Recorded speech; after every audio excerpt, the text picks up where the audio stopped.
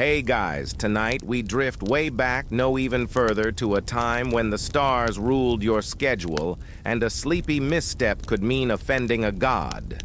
Welcome to ancient Egypt, where time didn't tick.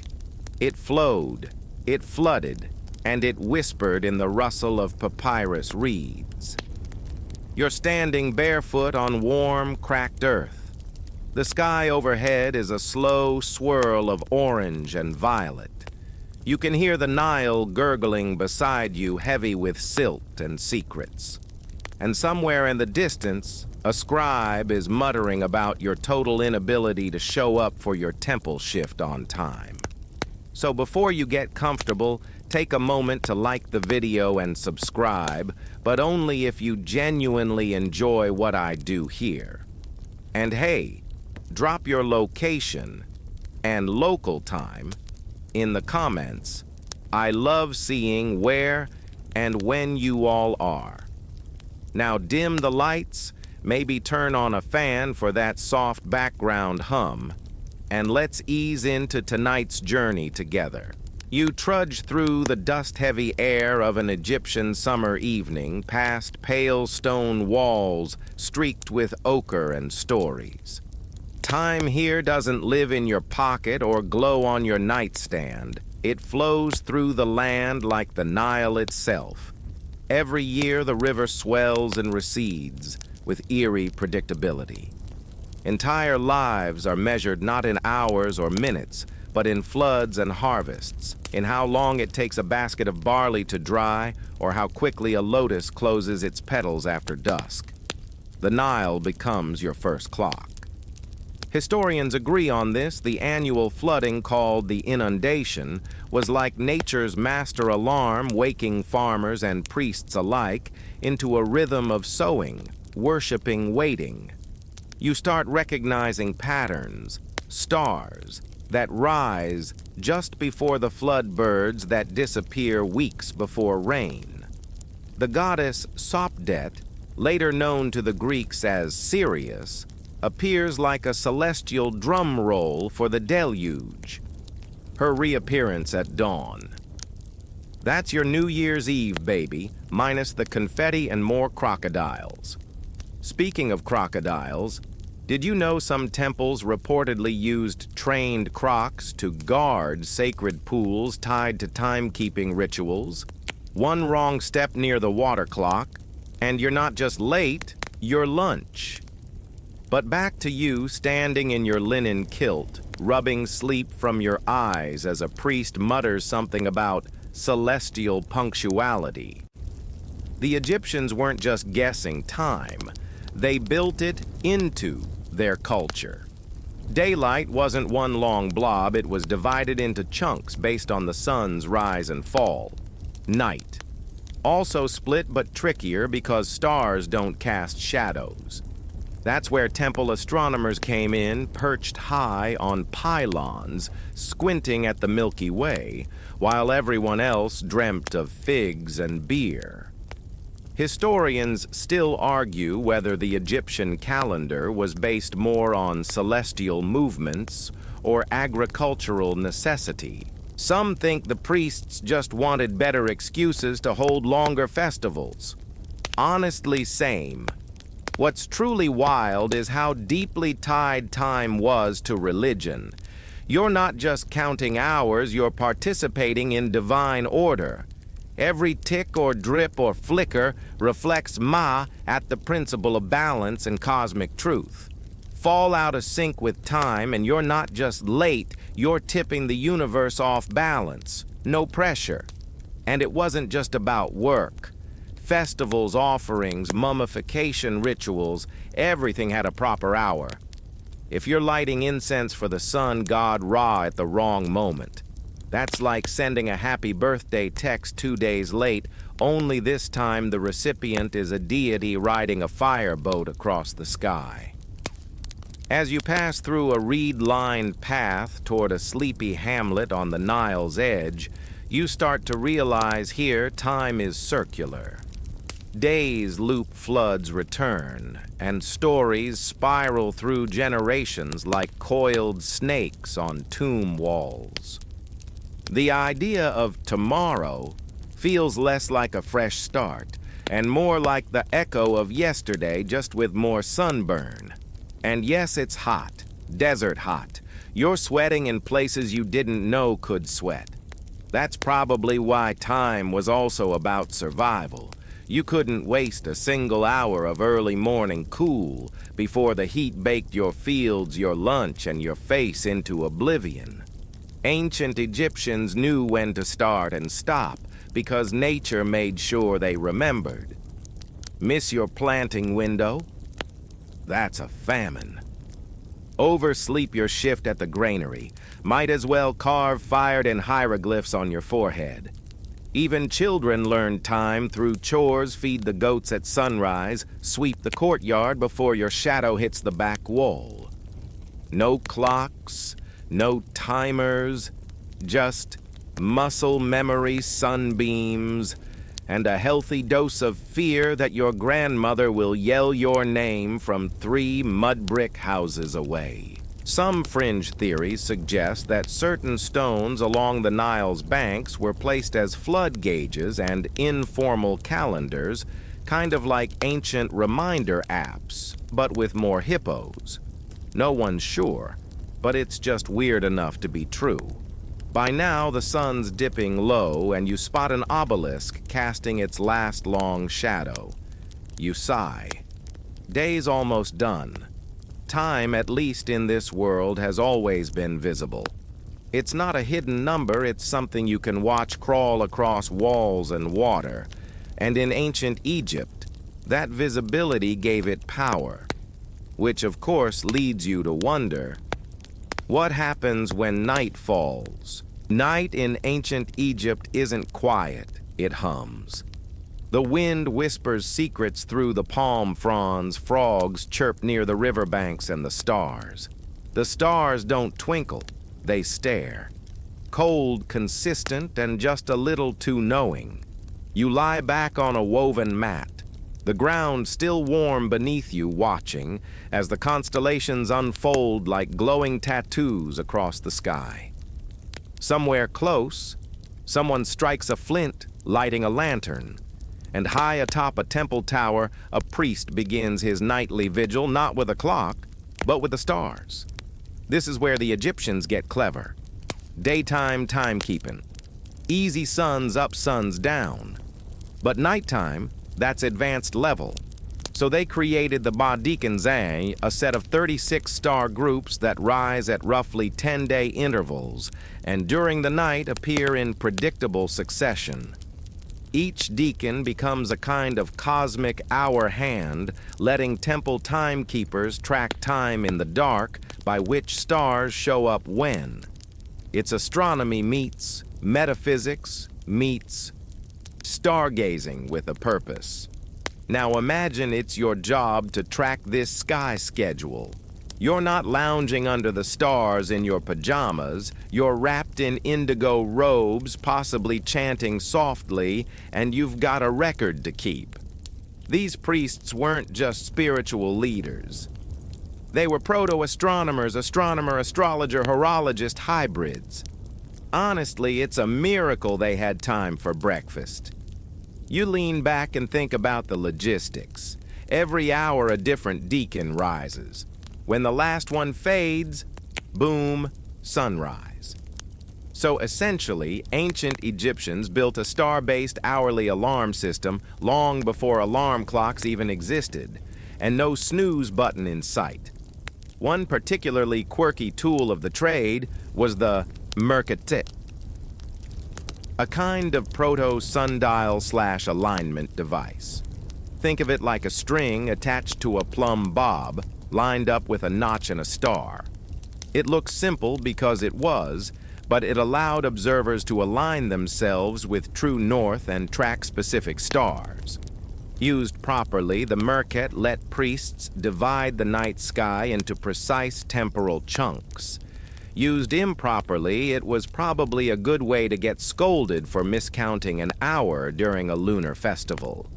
Historians still argue whether the Merkhet was used primarily for timekeeping or for aligning temple architecture to celestial events. Maybe both. Egyptians were nothing if not multitaskers with a taste for symbolism. Now let's add some tension to this sleepy little stargazing setup. You're on night duty at Karnak Temple. It's moonless, and your task is to mark the rise of a specific deacon for an upcoming festival. Miss it. The priests might miscount the ritual start time, the offerings could be botched, and the gods might notice. Suddenly you're sweating more than the Nile in summer. No pressure. That's the thing the precision mattered. For a society so wrapped in the rhythms of nature, being off by an hour was like showing up late to the universe's own dinner party. Everything from healing spells to bread baking could hinge on the proper alignment of celestial timing. Now, while the elites were busy mapping stars and drawing calendars, what about the folks without temple access or astronomical training? That's where we find the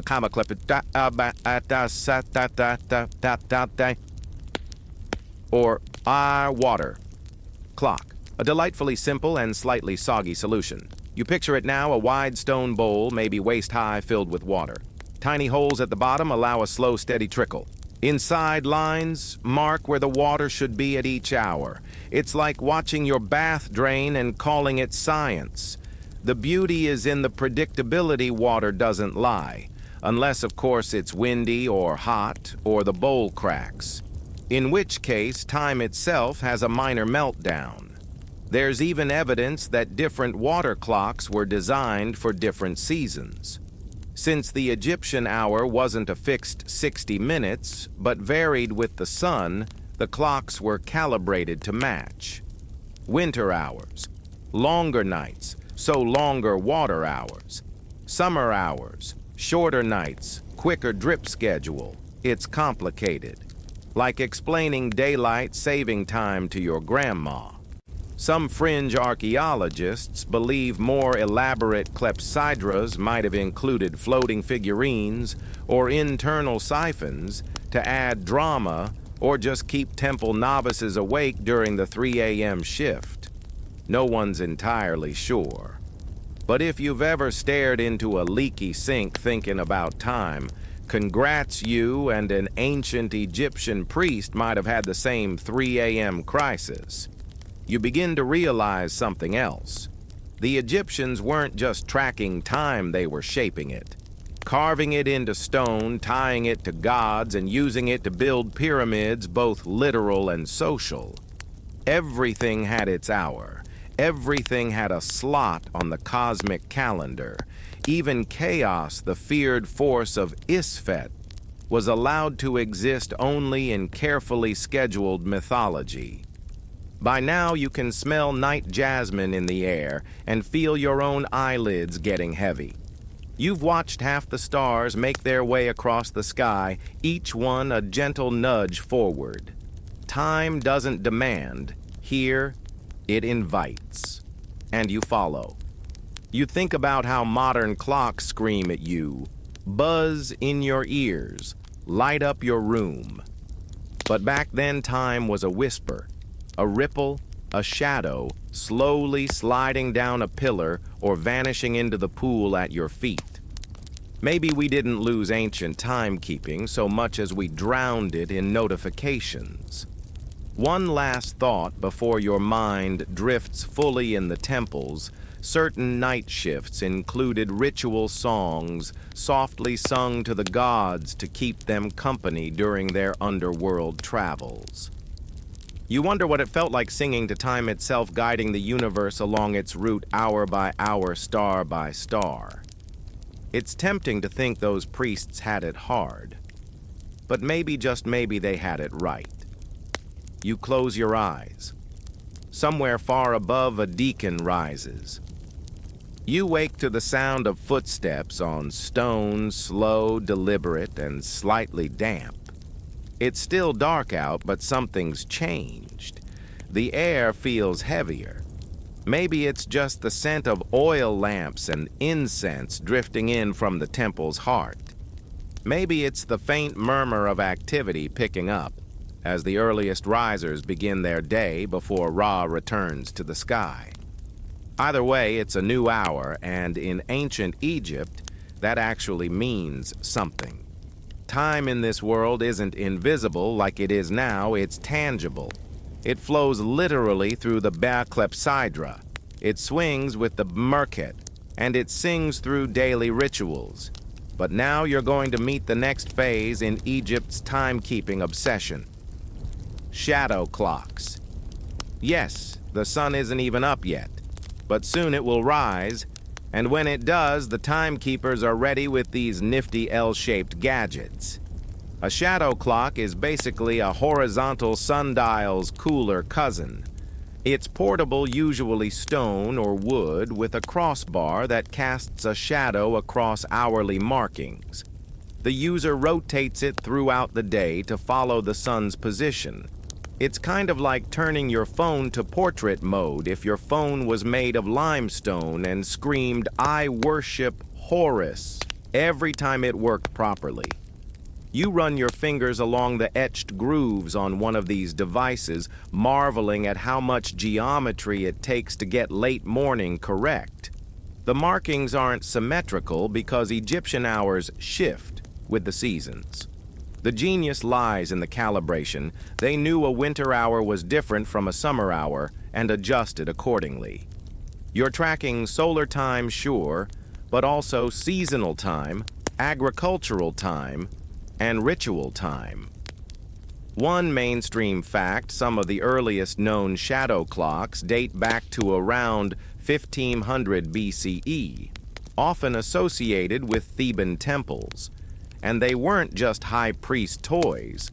Even officials and scribes had access to them, allowing for bureaucratic efficiency so terrifyingly advanced you might start twitching with productivity guilt.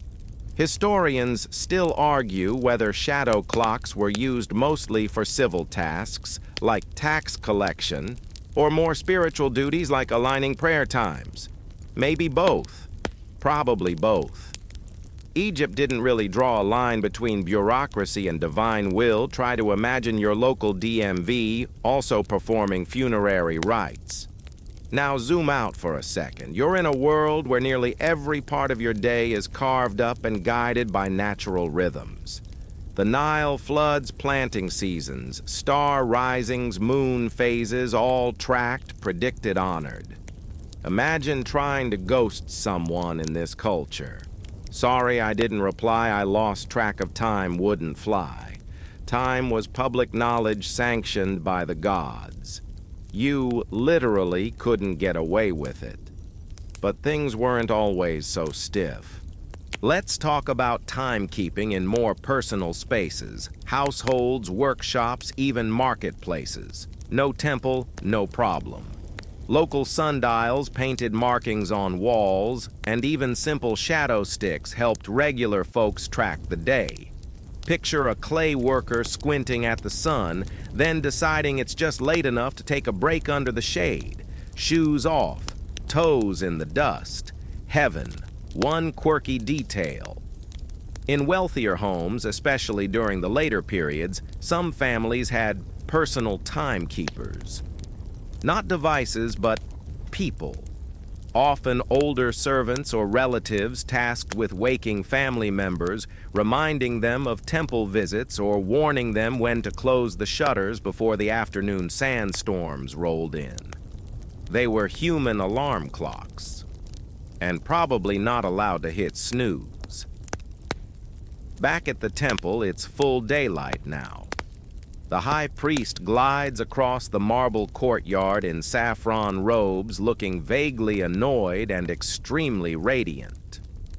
Rituals must be conducted, just so, and being a few minutes off could be considered cosmically disrespectful. That's the power time had here. It wasn't just measurement, it was alignment with the divine. You're not checking your watch, you're syncing your soul with the universe. Take the Eberdi. Heb said. Festival. For instance, an elaborate royal jubilee that rejuvenated the pharaoh's spiritual authority. The whole thing was timed to astronomical and agricultural signs. Imagine if your birthday party only worked if Sirius rose at the right time and your cows weren't giving weird omens. High stakes for cake. In marketplaces, you find another kind of time. Not the sacred celestial kind, but practical, loud, and scented with onions and incense. Time here is counted in bread loaves, sold in how long it takes to walk to the Nile and back in the shifting shadows of awnings. No clocks, no chance, just a rhythm born from repetition. You lean against a stall and let the cadence wash over you, haggle bite count. Coins glance at the sun, haggle again. One merchant ties his sales schedule to his shadow. When it hits the third brick on the opposite wall, lunch break. It's simple, elegant, and more reliable than your smartwatch in a heat wave. You respect it. Now in the middle of this busy swirl, something catches your eye. A child tugging on their mother's robe, pointing up at the sun and asking if it's time to go home. The mother squints, nods, and gathers her baskets. No clock involved. Just generations of inherited sun sense. You smile. It's oddly beautiful, this quiet calibration between body and sky. Then there's the matter of temple bells. Not for telling time exactly, but they marked transitions, ritual starts, meal hours, guard shifts. The tones varied, and scholars still argue whether certain frequencies were associated with different deities. Picture it. A deep bronze clang echoes through stone halls, signaling the start of evening prayers. Your spine tingles partly from the sound, partly from the responsibility. Time has spoken. Now you're in a workshop near the edge of the city. A copper artisan chips away at a small water basin, pausing occasionally to wipe sweat and check the angle of sunlight on the wall. No formal training, no scholarly tools, just a lifetime of light watching. He's making a water clock, by the way. Small, elegant, and probably destined for a local temple or an ambitious scribe who wants to impress guests. You can tell by the precision of the grooves it's more than a bowl. It's a statement. As the light shifts again and the bells call once more, you feel the tempo of the day easing downward. The sun slips toward the horizon, the colors warm, and the sounds soften. You're walking home now, sandals scuffing gently over packed earth. A breeze rises, tugging at your linen sleeves, and you think not for the first time that maybe this isn't a civilization lost to time. Maybe it's a civilization made of time. The heat fades as dusk settles over the Nile, stretching shadows across mud brick walls and casting golden streaks over temple pylons. You pass a fig tree, whose leaves flutter gently in the breeze like the papyrus you've seen scribes unfurl so methodically, so patiently. The air now is softer, drier, and something about the temperature tells your skin exactly what hour it is. No dial needed. Tonight we head deeper into the sacred, into the domain of temple priests, ritual cycles, and the mysterious water clocks that helped time the daily communication between mortals and gods. If you've ever wondered how ancient Egyptians set their schedule for spiritual duties without a wristwatch or Gregorian calendar, well, prepare to get serenaded by gravity and droplets. Step inside the sanctuary. It's cooler here, dark, except for the steady glow of oil lamps and the occasional flicker of torchlight. The priest walks slowly, sandals barely making a sound, robes brushing stone. He's on a schedule, a sacred one too important to leave to guesswork. And that's where the clepsydra, or water clock becomes not just useful, but divine. It looks deceptively simple, a stone or ceramic bowl with a small hole at the base, sometimes decorated with intricate carvings or deity faces. Water trickles through at a steady pace, and the markings on the inside of the bowl measure the passage of time. Except here's the kicker: it only works if calibrated correctly. Too wide a hole, and it rushes through. Too small, and you're waiting an extra eternity before lighting incense. Timing is everything. One mainstream fact: the Karnak Temple in Thebes houses what may be the oldest known water clock, dating back to the reign of Amenhotep III. Around 1400 BCE. That's over 3,000 years before your smartphone battery stopped holding a charge. Now here's the quirky twist. Some scholars believe that these clocks weren't just about time, they might have also functioned as musical instruments of a sort. Certain vessels produced melodic drips when water struck the inner chamber at the right level. Imagine getting spiritually aligned and vibing to a lo-fi ancient Egyptian beat. Priests would have been the original DJ monks. Historians still argue whether the clepsydra's primary function was for astronomical observation, religious ceremony, or administrative planning. Probably all three. Again, boundaries blur in this civilization like Nile mist at dawn. Time is ritual. Ritual is power. Power is divine. And so the water clock becomes a clock of the cosmos. Picture it ticking away in the heart of the temple, synchronized with offerings to Amun, Isis, or Thoth. It doesn't chime, it whispers. You lean in to hear it. Drip, drip, drip. Each sound a heartbeat. Each drop a tether between Earth and the stars. You move through the temple complex and into a quieter chamber where a scribe sits cross-legged recording time intervals. His reed pen moves carefully across papyrus tallying hours in a neat looping script. The ink smells faintly metallic, maybe from copper. The room smells like old parchment and sanctity. It's a vibe. His job is simple and sacred: translate water into numbers, turn liquid motion into temporal rhythm. And while he doesn't have Excel or Google Calendar, he's doing just fine, thank you very much. You watch as he marks a division sunset approaches. It's time for the evening invocation. Timed precisely so the spoken words align with the lowering of the sun. Divine punctuality. There's a soft footfall. Another priest arrives and nods. He's holding a bundle of incense reeds, tied with linen string, and a small vial of sacred oil. You watch the preparation unfold, slow, deliberate, and rhythmic. The ritual, the timing, the layers of meaning, they all overlap like finely woven linen. One ritual flows into another, and each hour holds its own purpose. This isn't multitasking, it's spiritual choreography. You catch a glimpse of the star charts etched onto a wall near the altar. Lines, dots, constellations.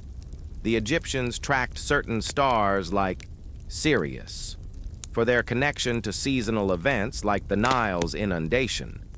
Timing the stars wasn't just curiosity, it was survival. Without that timing, entire agricultural cycles would collapse. So they built clocks, watched the skies, and prayed for consistency. You remember the sacred hours of the night, a series of texts mapping the journey of the sun, God Ra, through the underworld. Each hour of darkness came with its own gate, its own guardian, its own danger. In these tales, the night isn't just the absence of day, it's an active space, segmented, dangerous, divine. Time again becomes a journey. Even the sun, has a schedule. Speaking of schedules, let's take a peek behind the curtain of priestly routines. You think being a temple priest means basking in luxury? Sort of. But it also means strict rotation cycles, some serving for just 1 month every 4. The rest of the time, they live as regular citizens, occasionally farming or acting as scribes.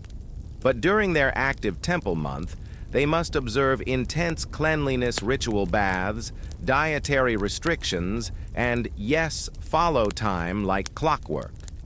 So while your modern day might be ruled by an alarm clock and a dread-filled calendar app, theirs was orchestrated by the flow of water, the alignment of stars, and the crackling sound of sacred incense burning on cue. You admire the discipline. You admire the mystery. You do not admire the lack of coffee. Now, you're stepping outside again. The last light of the sun bleeds over the horizon in soft saffron and indigo. You hear laughter in the distance, a group of young acolytes racing back to their quarters before curfew. Timing again. Even fun has its boundaries. You pass one last water clock set in a small courtyard shrine. It's humming with late-night energy. 2 temple workers are replacing the vessel, pouring fresh water, adjusting the drainage plug. One of them hums softly a tune passed down through who knows how many generations. It's oddly catchy. You can't help but sway. The final drip echoes louder in the still evening air. Then silence. You stand there, letting the moment hang like incense smoke, curling up into the starlit sky. Time doesn't feel heavy here. It feels intentional. Not something that runs out, but something that runs with. You always whispering the next step. Drip, drip, drip. You wake slowly, though you were never really asleep.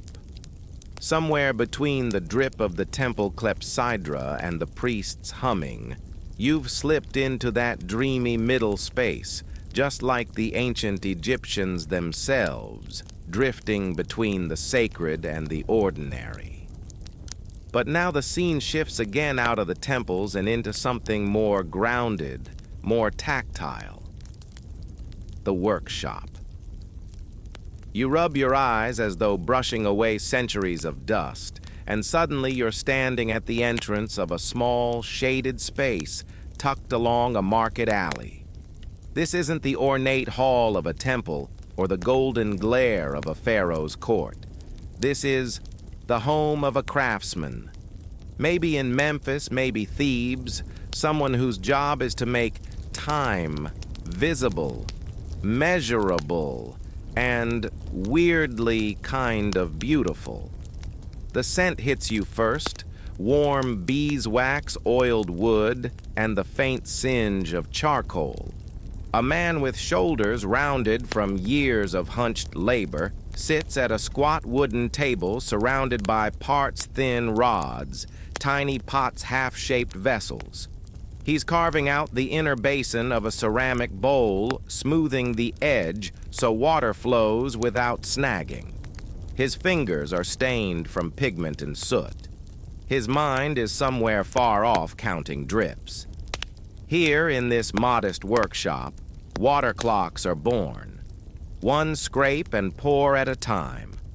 Historically, we know the Egyptians were among the earliest to standardize water clocks, possibly even exporting their designs to Greece and Mesopotamia.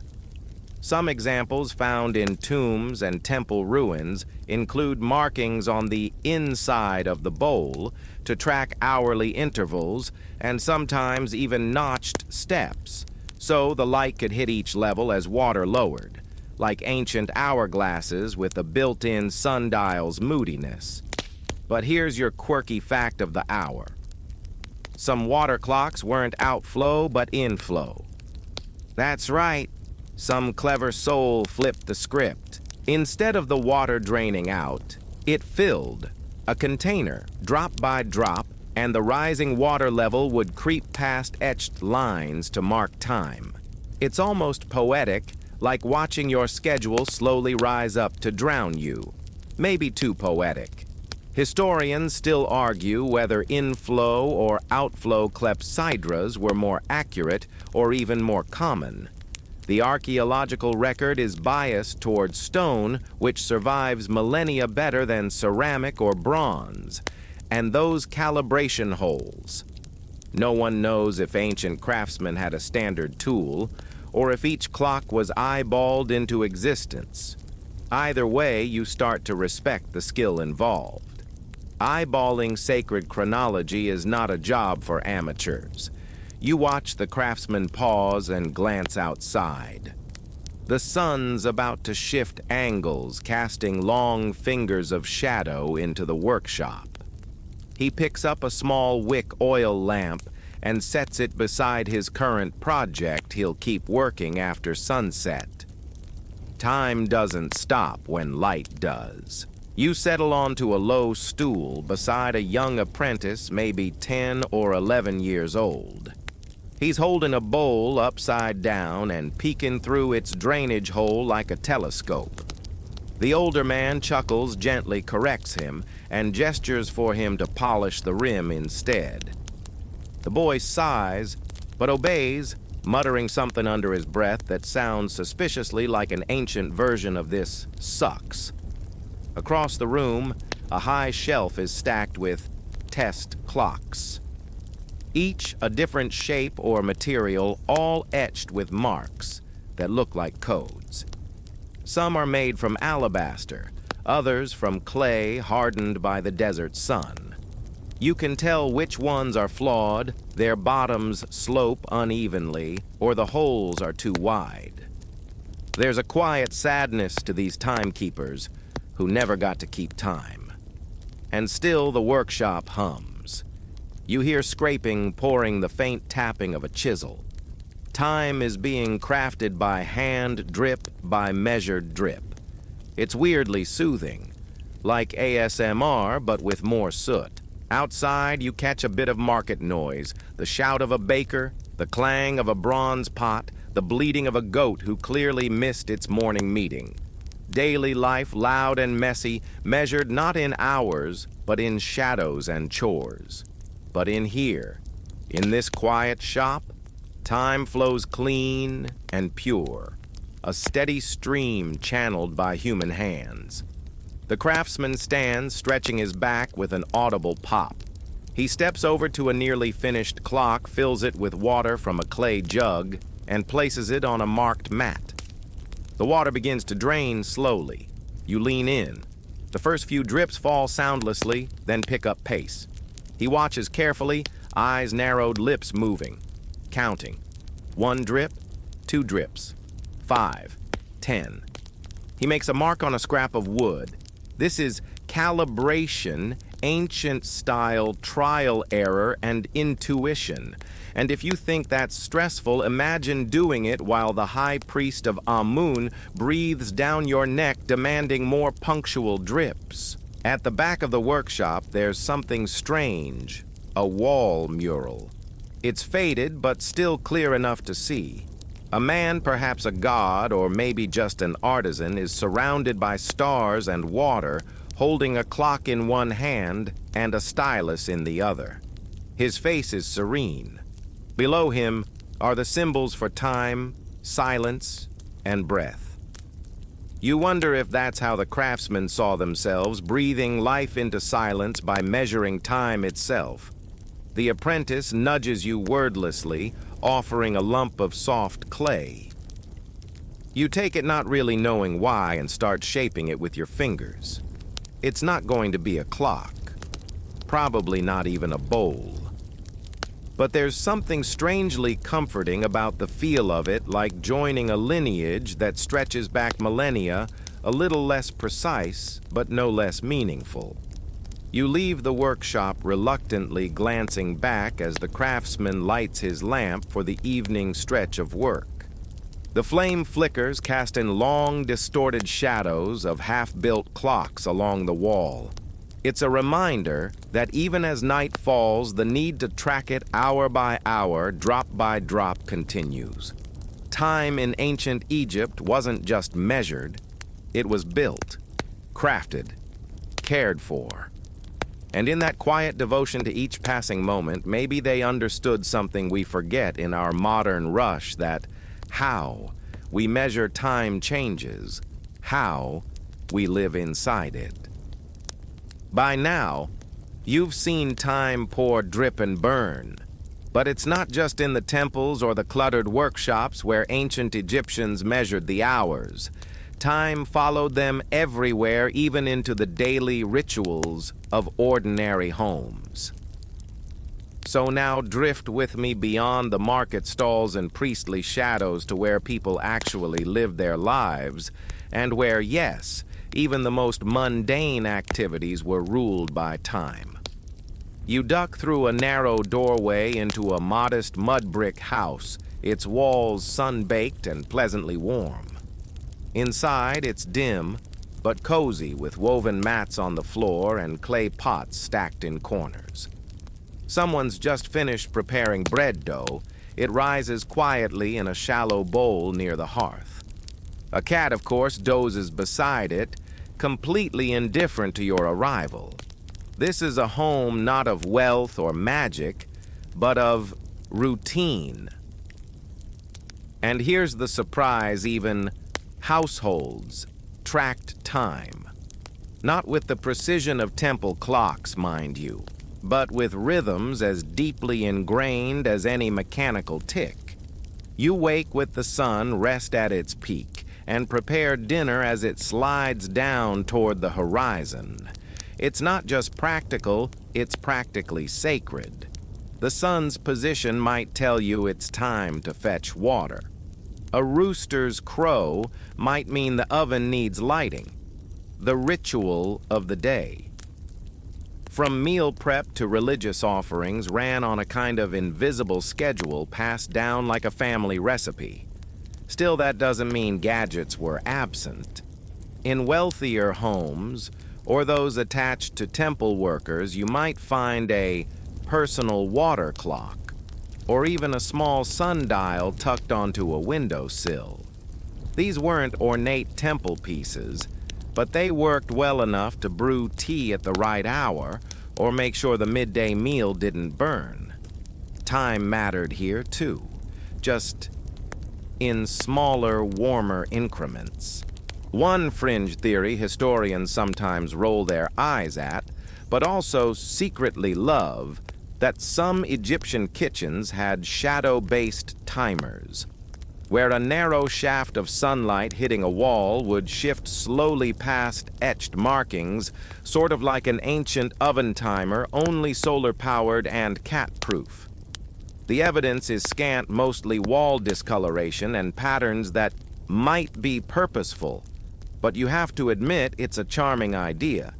Egyptians, after all, were obsessed with order. Now picture this.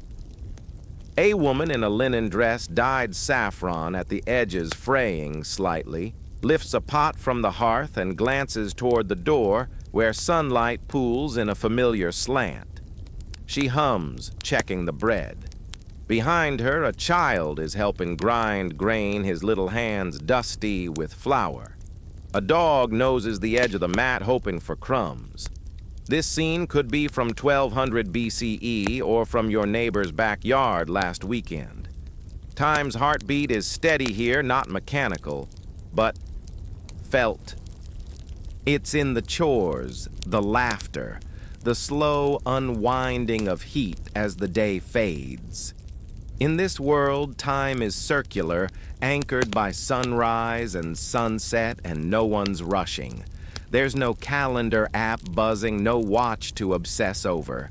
If someone's late to dinner, it's probably because they were out bartering for more dates or got caught in a Nile-side gossip spiral.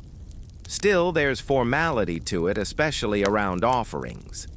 In the corner of the house, you spot a small shrine, just a niche in the wall with a figurine of Bez or Taweret tucked inside. Incense ash dusts the floor beneath it. The head of the household lights a small oil lamp and places a few figs as an offering. The timing matters not because it's exact, but because it's intentional. A nod to the gods, a pause in the routine.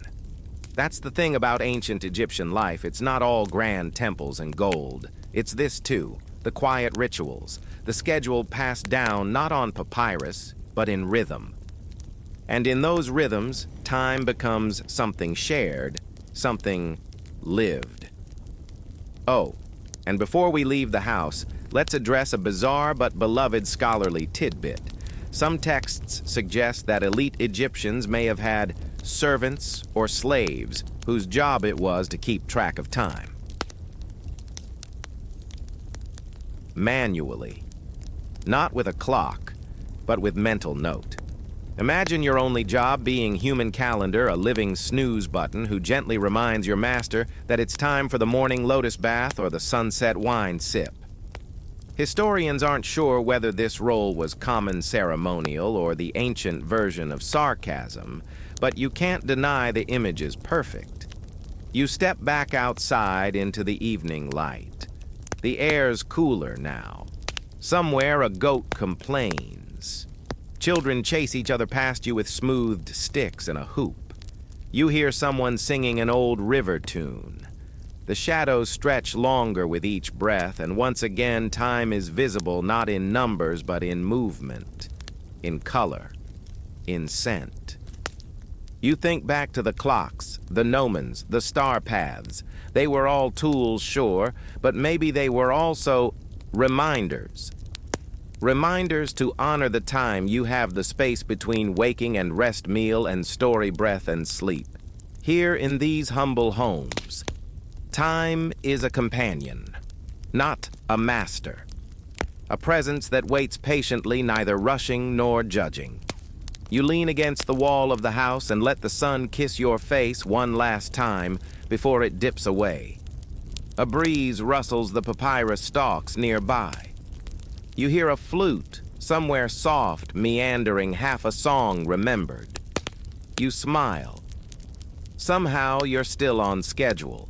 Night finally creeps in, and with it, another shift in the Egyptian relationship with time. By day, the sun ruled. But once darkness fell across the Nile and shadows deepened in the colonnades of temples and the quiet corners of farmsteads, new timekeepers took over.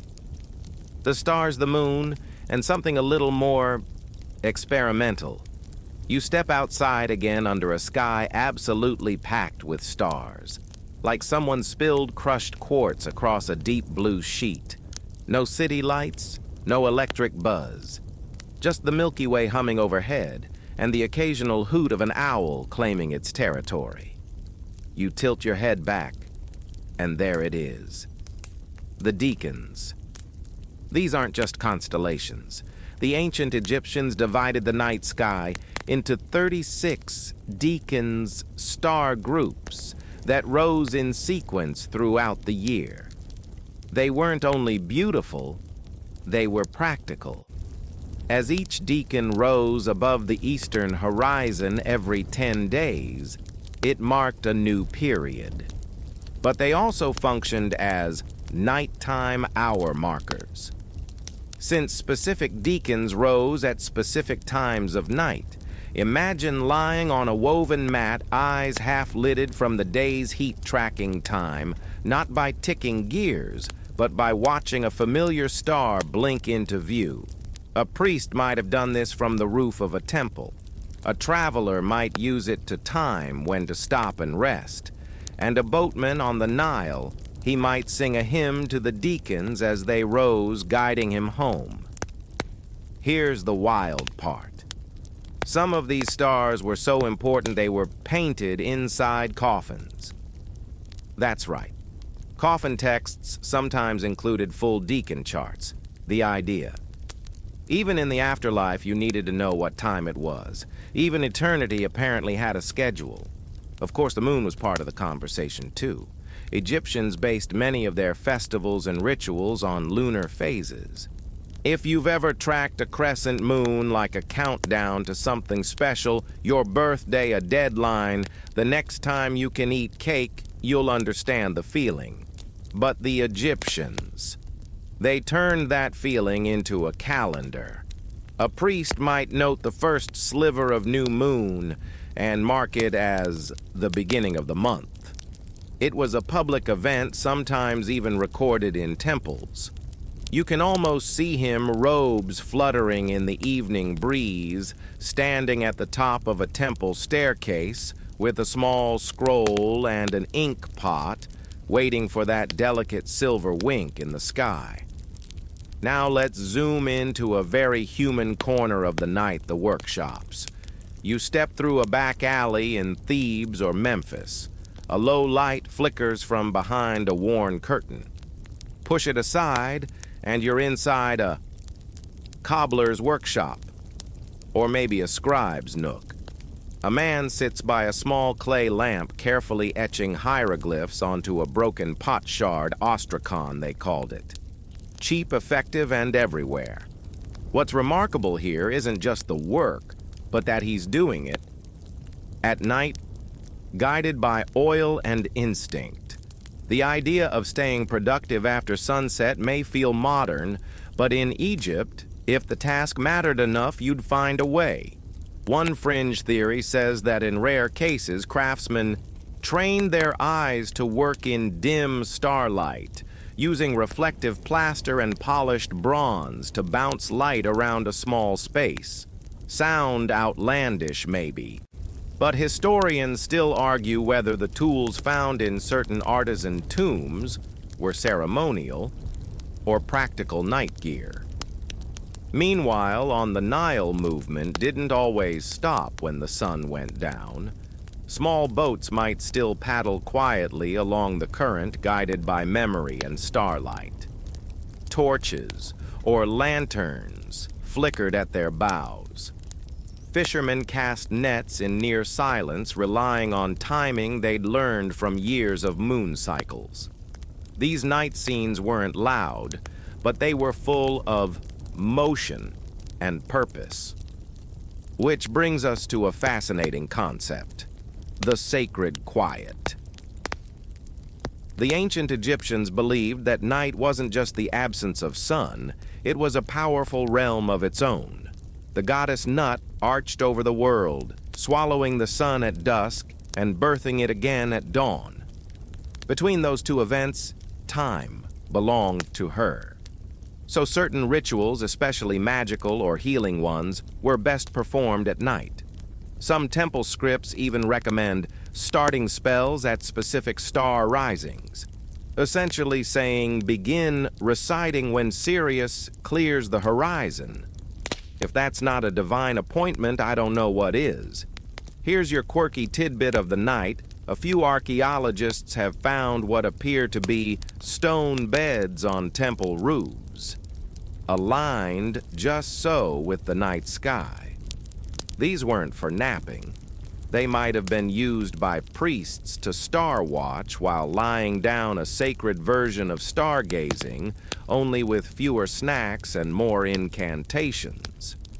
One bed had grooves that may have helped track certain constellations across the night sky. Or it might have just been a stylish headrest. As always, historians shrug and keep arguing. But the overall point: the night was not a pause. It was a different clock. Entirely one, softer, quieter, but still ticking. And when sleep finally did come, even that had rules. The timing of dreams, the positioning of the sleeper, the moment you whispered prayers before dozing, all part of an unwritten contract with the gods. If you wanted a dream message from Thoth, or a healing vision from Sekhmet, you had to fall asleep at the right time in the right direction, maybe even on a special night tied to a deacon. So as you curl up under the wide Egyptian sky, remember every hour mattered. Even those filled with stars, with soft footsteps, with murmured prayers and torchlight shadows. The world may have hushed, but it never truly stopped. Dawn slips back over the desert like a soft breath, and as the sky warms from inky blue to dusty gold, the rhythm of the day starts anew. You're back in an ancient Egyptian city now. Let's say Heliopolis, home of sun worship and time obsession, and already the scent of fresh bread and river-slick air fills your lungs. But something's changing. You notice it in the sandals, thicker soles, more varied designs. In the painted ceilings, more complex star maps. In the language words borrowed from foreign tongues. Egypt, ever the constant, is also evolving. Timekeeping, once the sacred task of temple priests and heavenly deities, is becoming bureaucratic. Yes, we're entering the age of, administrative time. The period when measuring hours becomes not just about ritual or celestial reverence, but about getting things done. Grain shipments, tax collections, irrigation schedules, they all need clocks now, or at least someone yelling, "You're late" in ancient Egyptian. Let's look at a mainstream fact to ground ourselves by the late period. Think 7th to 4th century BCE, Egyptian bureaucracy had grown impressively complex. Timekeeping was baked into legal contracts, temple logistics, and marketplace hours. Want to buy a sack of barley? The vendor might open his stall at the second hour of the day. Miss it. Well, enjoy that gruel. So how did people track those hours exactly? Cue the return of the shadow clocks, but now smaller, more portable. Some were just carved into stone or wood and mounted on a short stick, simple but effective. Others were built into sundials shaped like animals with little inscriptions marking seasonal adjustments. One notable example has labels like Hour of High Flood or Time of Thoth's Rising, showing just how intertwined nature, religion, and time had become. But there's another tool slipping into the scene, the water clock or clepsydra. Now these are fascinating. Picture a stone vessel with a tiny hole at the bottom. Water slowly drips out, and inside the bowl, hour lines are carved. As the water level falls, it marks the passing of time. Some even had copper float indicators that rose as the water drained, a kind of ancient analog gauge. Here's your quirky tidbit. Archaeologists in Karnak found a beautifully inscribed water clock belonging to the pharaoh Amenhotep III. Not only did it tell time, it had carvings of baboons offering time to the gods.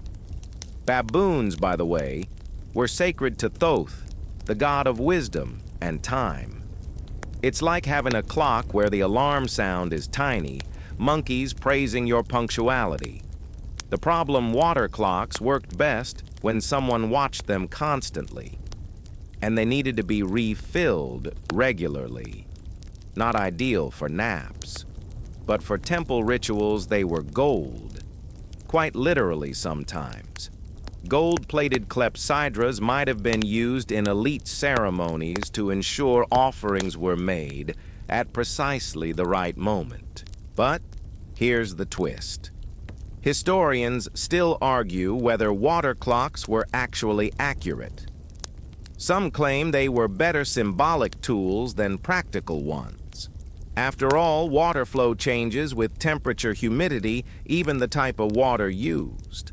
Others say the Egyptians engineered clever compensations like varying hole sizes or flow control spouts. We may never know exactly how precise they were, but they worked well enough to build an empire's spiritual and bureaucratic backbone. Meanwhile, temple complexes began standardizing schedules.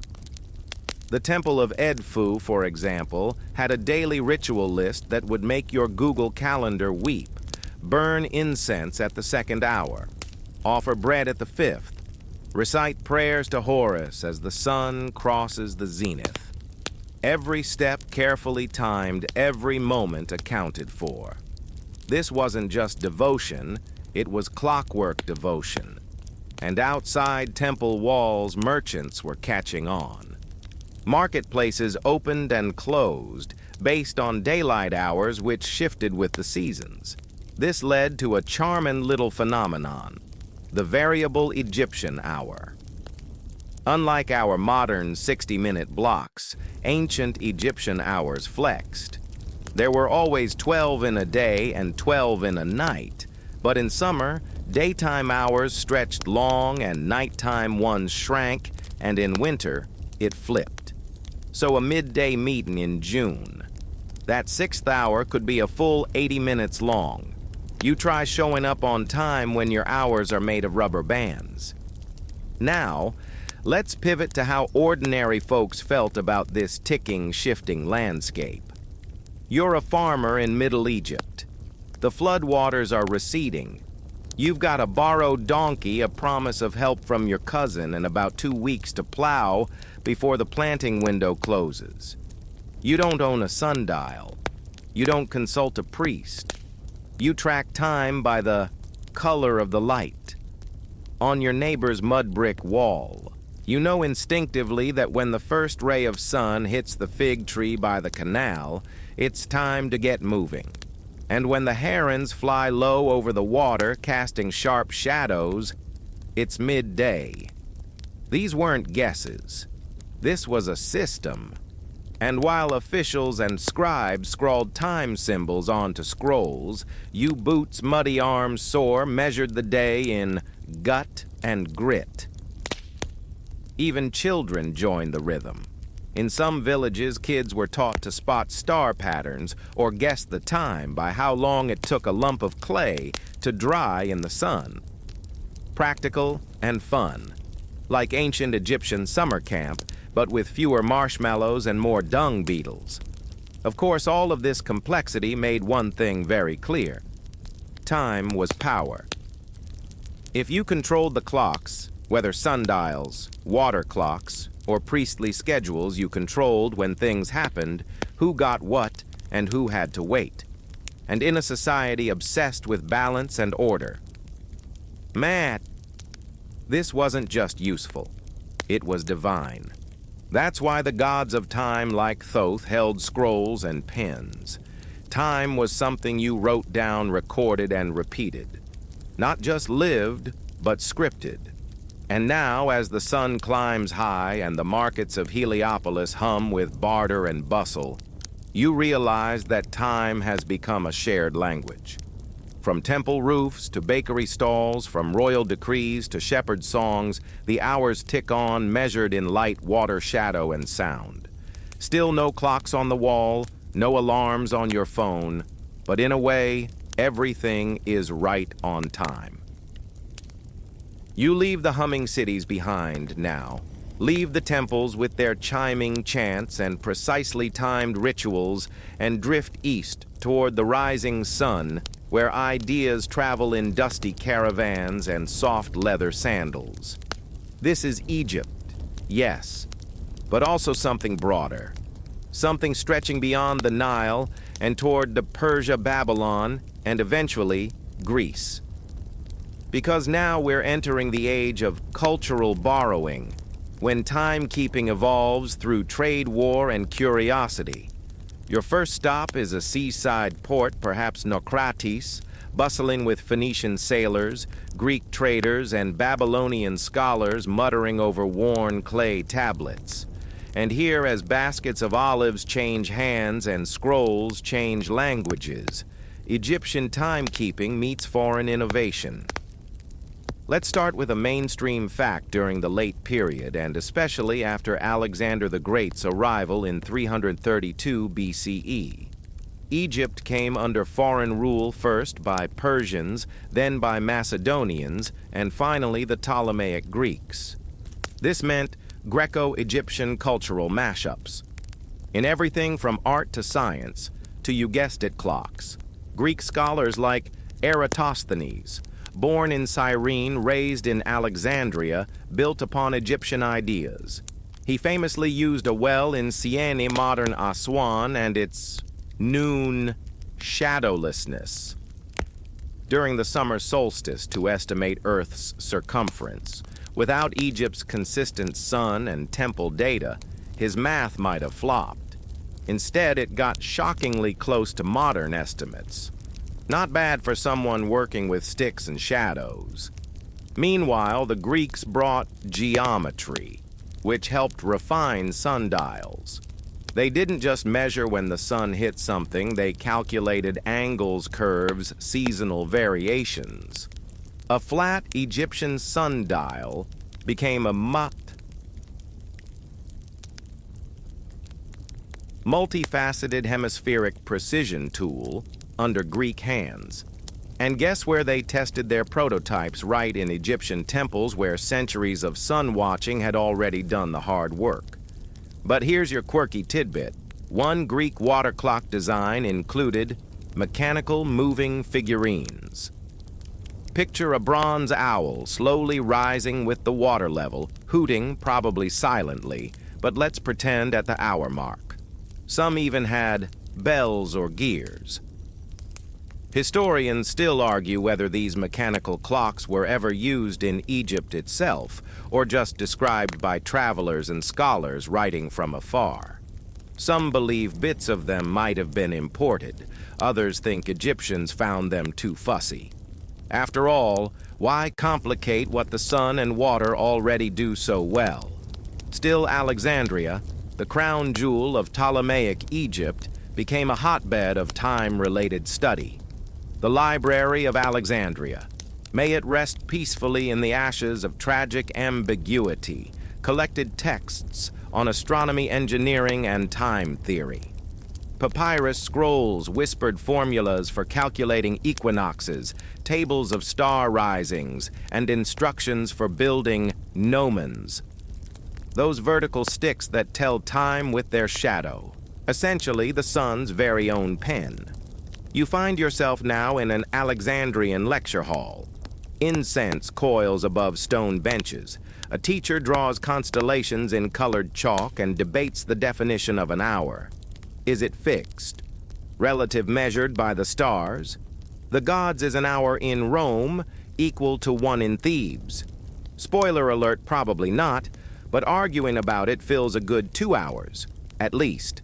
Back in the markets, everyday folks still rely on portable sundials. Now made smaller, sometimes pocket-sized. They're often carved from ivory or metal and come with helpful instructions. Tilt at noon, face due south, or more realistically, guess and squint.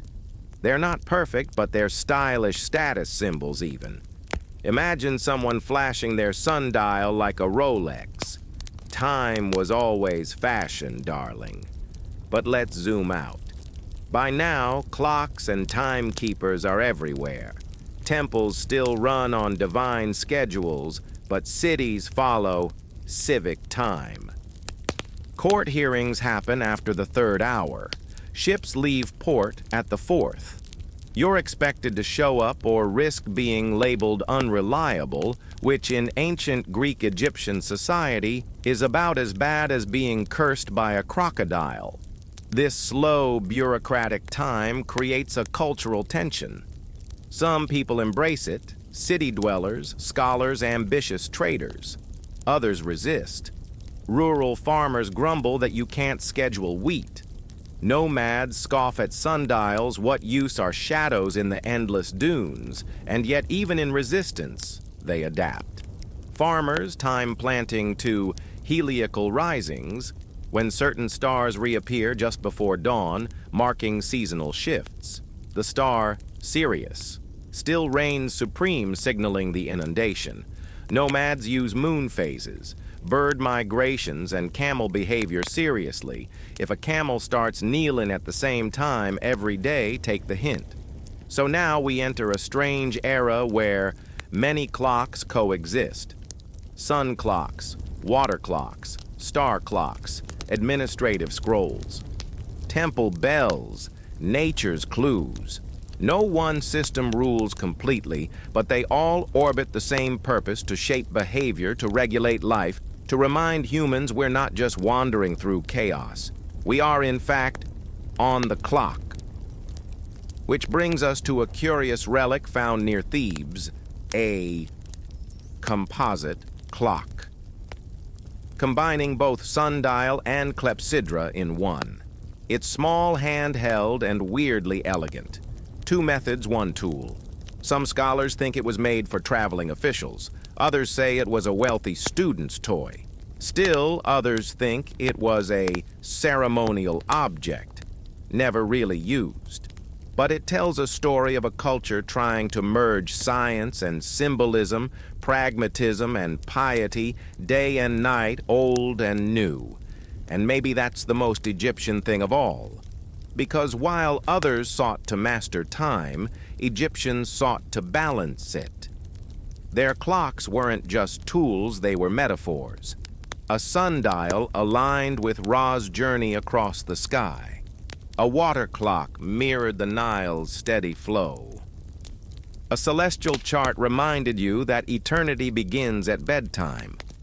Well, almost.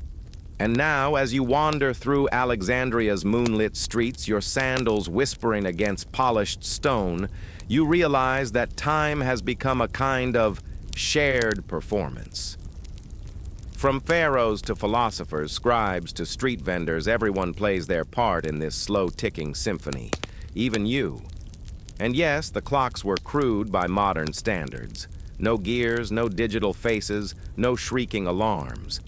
But they did their job just quietly, patiently, like water dripping into a basin or sunlight inching across a temple floor.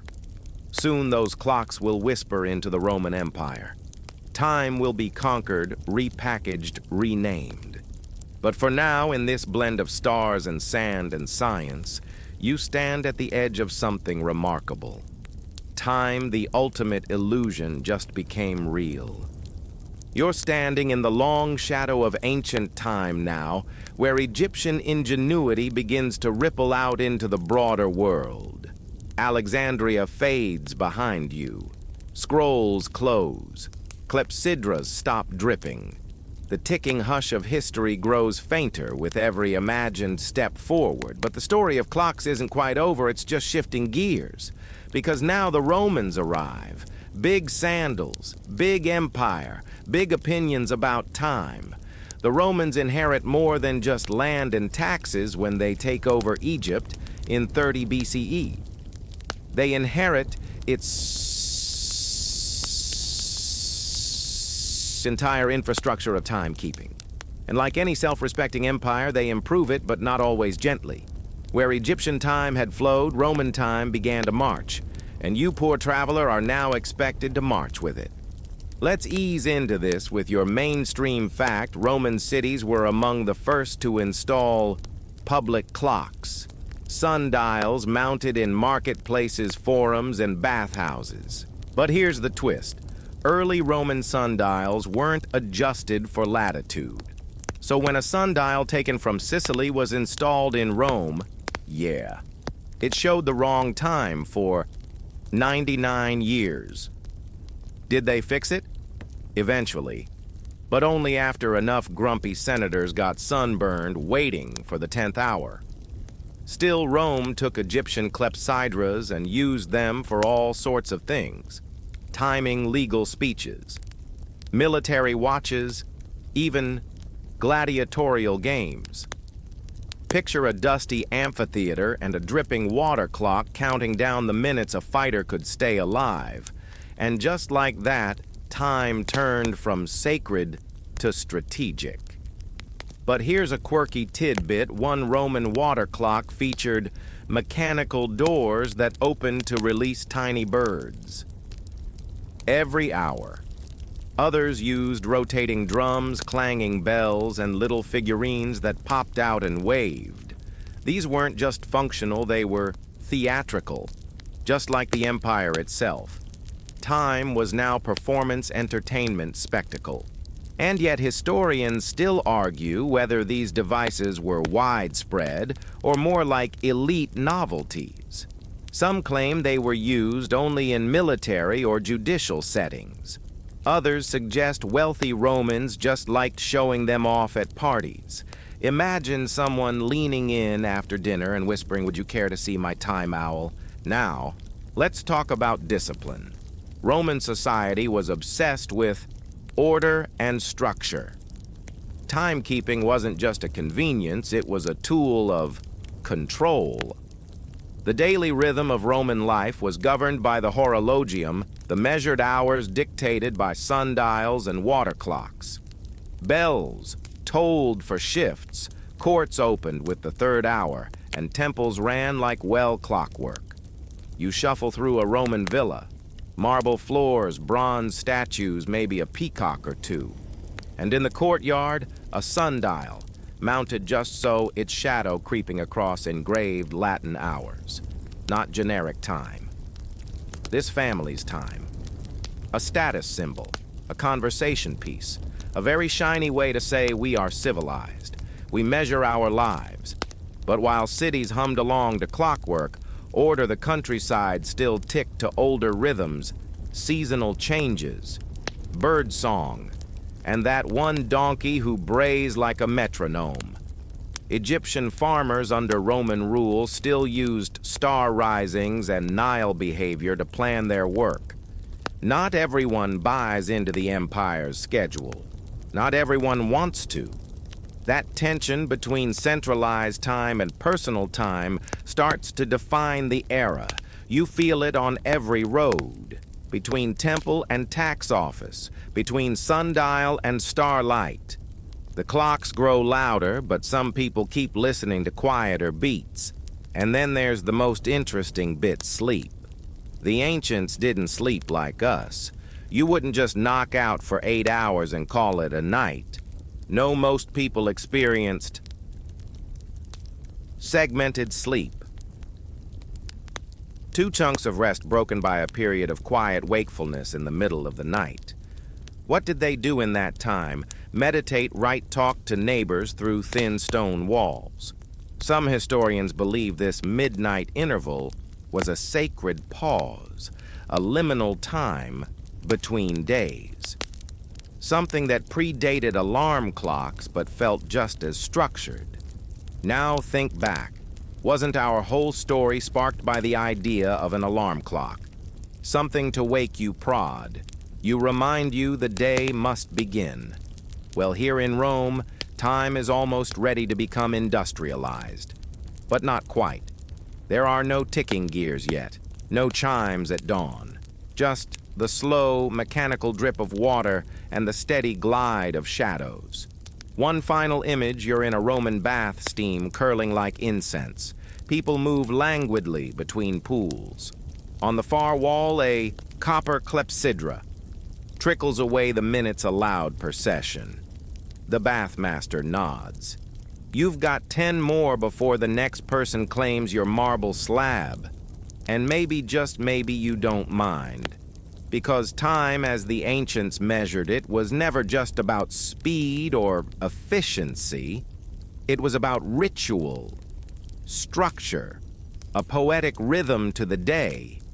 Whether whispered by priestly calendars or gurgled from a leaky jar, time was a conversation between the heavens and the earth. And when you finally leave that bath wrapped in linen and trailing droplets behind you, you glance up and see the moon hanging overhead, silent, ancient, eternal. The clocks may change, the tools may evolve, but that moon, still keeping time. And now, we exhale. You feel the last echoes of footsteps. Roman sandals, Egyptian papyrus soles fade into soft silence. All the drip-drip of clepsydras, the sun-dialed hours, the murmured chants in temple corridors gone quiet. Time at last is no longer a thing to measure, just something to rest within. The ancient clocks were never loud. They whispered, counted slowly aloud pauses. Let that shape your breath now. Let the ticking slip into background hush. You're not in Alexandria anymore, or Thebes, or Rome. You're in that gentle middle place between waking and dreaming, a place outside of time. As your limbs settle beneath the covers, you may feel the echo of sun-warmed stone, the cool hush of underground chambers, the glimmer of stars once used to mark the night's progress. Let those details blur and melt like golden ink fading from old parchment. There are no more hours to chase tonight. No bells, no shadows. Just the soft promise of sleep curling toward you like a low tide. You have walked with gods and scholars, scribes and emperors. You've stood beside sundials and stared into starlight. You've felt the weight of time, but now it can rest too. So close your eyes. Let your thoughts soften and step gently into the dream that's waiting. The world will keep turning. End of script. Sweet dreams.